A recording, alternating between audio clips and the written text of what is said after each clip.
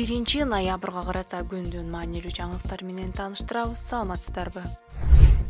1 ноябрда соц түйүндөрдө мектепке чейинки билим берүү мекемелеринде балдардын тамак ашын мындан ары ата-энелер каржылай турганы боюнча маалымат тарады. Маалыматтын булагы катары Каржы министринин орун басары Жибек Дүйшеева кол койгон документ көрсөтүлгөн. Президенттин администрациясына даректелген катта 23-жылдын августунда кабыл алынган билим берүү жөнүндөгү жаңы мыйзамга ылайык бала бакчаларда тамак аш ата-энелердин же болбосо мыйзамдуу өкүлдөрүнүн эсебинен уюштурулаары айтылган.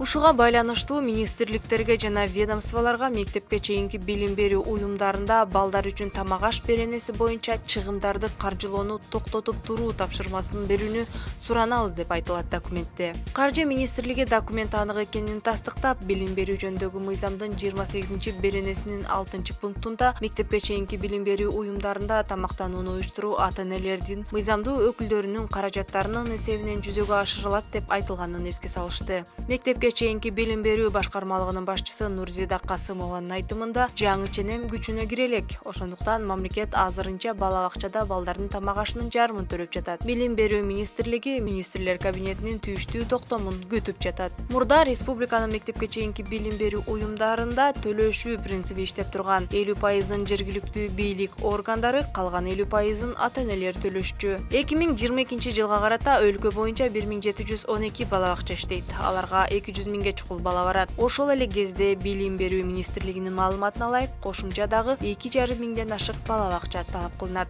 Бийликтин балдарды мектепке чейинки билим берүү менен камтууну 2026-жылга чейин эки эсе көбөйтүү ниети бар. Бул максат президенттин жарлыгы менен бекитилген 2026-жылга чейин Кыргыз Республикасынын өнүктүрүүнүн улуттук программасына киргизилген.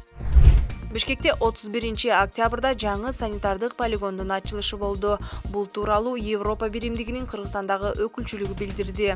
1,9 миллион метр кубту түзгөн полигон шаарга катуу тиричилик калдыктарын 10 жыл бою коопсуз жок кылууга мүмкүндүк берери белгиленет. Ал кир сууну кармап тазалоого жана анын жер астындагы сууларга кошулуп булгануусуна жол бербөөчү гидроизоляция системасы менен жабдылган. Жаңы таштанды полигону коммуналдык кызматтарды, шаардагы абанын сапатын бир топ жана Бишкектин экологиялык жактан таза болушуна көмөктөшөт, деди Европа биримдигинин элчиси Мерилин Йосефсон полигонду ачып жатканда сүйлөгөн сөзүндө. Жаңы таштанды полигонунун курулушу Бишкекте таштандыны чогултуу ишин жакшыртуу, жабдууларды жаңыртуу жана чыгынтыларды азайтуу боюнча долбоордун компоненттеринин бири болуп саналат. Долбоорду ишке ашырууга Европа реконструкциялоо жана өнүктүрүү банкы 22 миллион евро кредит, ал эми Европа биримдиги 8 миллион евро гранттык каражат бөлгөн. Түшкөн каражатка тазалык муниципалдык ишканасы заманбап таштанды чогултуучу машиналарды жана алардын ишине көзөмөл жүргүзүүчү GPS навигацияларды сатып алганы белгиленет. Ошондой эле таштанды чогултуучу жаңы түйүндөр курулган. 2015-жылы Европа өнүктүрүү банкы Бишкектин чет жакасында жаңы санитардык полигон куруу долбоорун колдогон. Объект 2021-жылдын июнуна чейин пайда болушу керек болчу. Жаңы полигондун аймагында таштанды сорттоочу завод да курулмак болгон. Банк бул максаттарга 22 миллион евро бөлгөн. Объект 2021-жылдын июнуна чейин бүтүшү керек болчу. Бирок 2021-жылдын октябрында жалданмачы банк бөлгөн 22 миллион евронун ичинен 10,5 миллионун өздөштүрүп, ал эми алынган милдеттеме ошол бойдон аткарылбай калганы анык болгон. 2022-жылдын апрелинде башкы прокуратура жаңы санитардык полигон жана таштанды иргөөчү заводду куруу боюнча долбоорду ишке ашыруудагы бузууларга байланыштуу 4 кылмыш иши козголгонун билдирген. Санитардык полигондун маселесине депутаттар да кызыккан. Ал үчүн депутаттык комиссия түзүлүп, комиссиянын ишинин жыйынтыгы текшерүү үчүн коопсуздук кеңешине жөнөтүлгөн. Депутат Мирлан Самыйкожо долбоор 10 жыл мурда ишке ашырылып баштап, бөлүнгөн акча болсо жок экенин билдирген. 2023-жылдын мартында Бишкектин мурдагы мэри Эмилбек Абдыкадыров таштандыны кайра иштетүүчү заводдун курулушу башталганын айткан. Ал заводду 45 миллион долларга Чехиянын Регрин компаниясы куруп берерин айткан. Бишкек шаардык соту алдамчылыкка шектелип кармалган ишкер Токтубүбү Оргалча үй камагына чыкканын клубко 1-ноябрда билдирди. Анткени менен Оргалча качан кармалганы белгисиз. Маалыматка ылайык Токтубүбү Оргалча алдамчылыкка айыпталып жатат. Үстүбүздөгү жылы 25-октябрда Борбор каланын Свердлов райондук соту Бишкек шаардык милициясынын тергөөчүсүнүн өтүнүчүн канааттандырып, ишкерди 23-ноябрга чейин үй камагына чыгарган. Укук укук коргоо органдары ишкердин кармалышы боюнча азырынча комментарий берелек. Токтобөбү Орголча этникалык кыргыз 1972 жылы Кызыл Суу Кыргыз автономиялуу облусунда туулган. Жүргүнчүлөрдү ташуу менен алектенген Шыдыр жол KG компаниясынын негиздөөчүсү. Буга чейин аталган компаниянын ысымы маалымат каражаттарында бир канча жолу аталган. Мисалы 2020 жылы октябрь айында журналисттер бул компаниянын автобустары ошол кезде бийлик үчүн активдүү күрөшкөн Садыр Жапаровдун тарапташтарын ташып баратканын байкашкан. Ал эми 2021 жылдын июнь айында Бишкектеги маршруткалар иш таштаган учурда Айгүл Жапаровага таандык Үмүт булагы коомдук фонду 20 автобусту жалдап, шаардыктарды бекер ташыган. Аталган автобустар Шыдыр жол KG компаниясына таандык болуп чыккан.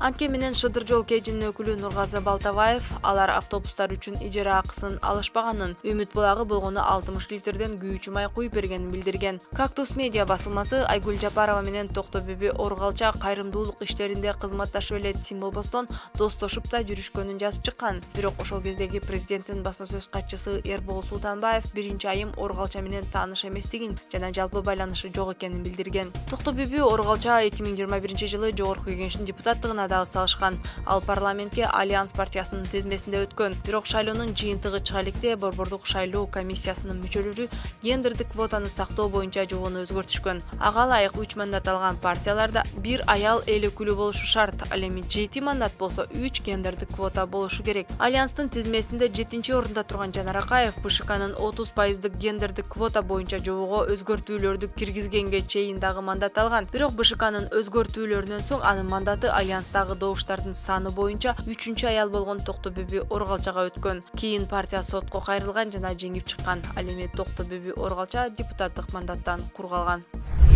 1 ноябрда Саламаттык сактоо министрлиги Кыргызстанда балдар арасында кызамык оорусу күч алып, абал курч экенин кабарлады. Мекемеден Бишкек шаарындагы 2 жеке менчик бала бакча, 1 жеке мектеп жана Каракол шаарындагы 1 мамлекеттик бала бакчада кызамык оорусу катталганын маалымдашты. Министрликтен клопко билдиришкендей, аталган бакчалар убактылуу жабылып, ал эми мектеп онлайн окууга өткөн. Учурда Бишкектеги 1 бала бакчадан башкасы кадимки тартипке келтирилди. Ал эми Жалал Абаддагы 2 мектеп дагы деле аралыктан иш алып барып жатат. Оору эмдөөдөн өтпөгөн балдардын арасында көп катталууда. Ушуга байланыштуу 9 айдан 7 жашка чейинки балдар арасында кызамык жана кызылчага каршы кошумча эмдөө кампаниясы улантылат дешти министрликтен. Жыл башынан бери 3289 адам кызамыкка чалдыкса, алардын көбү 4 жашка чейинки балдар. Жалпы Бишкекте 989, Ош шаарында 321, Ош облусунда 683 адам, Чүйдө 515, Жалал Абадда 501, Ысык көлдө 68, Баткенде 94, Таласта 92,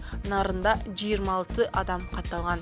Балдар арасында өсүп жаткан кызамык жана кызылча менен күрөшүү демилгесинин алкагында быйыл илдетке каршы 755,5 миң доза вакцина алып келинип, эмдөө иштери 18 сентябрда башталган.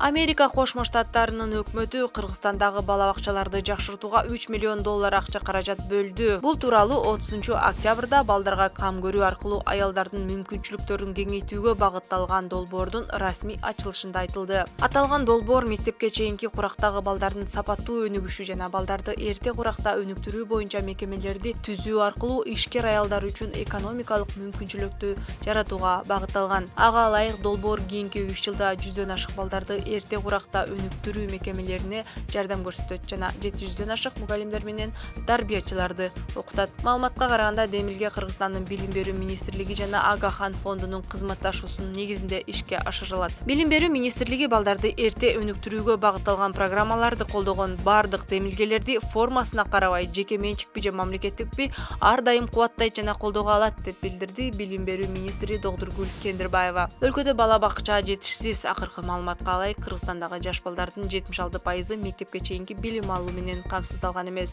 1,118 миң баланын ичинен 200 миңи гана бала бакчага барат. Үстүбүздөгү жылдын март айында министрлер кабинети өкмөттүк акселераторлор методологиясынын негизинде 100 күндүк реформалар программасын ишке киргизген. Ага ылайык жеке жактар патенттин негизинде үйлөрүндө бала бакча ача алышат. Мындай жол менен өлкөдөгү мектепке чейинки билим берүүнүн тартыштыгы көйгөйүн чечүү пландалууда.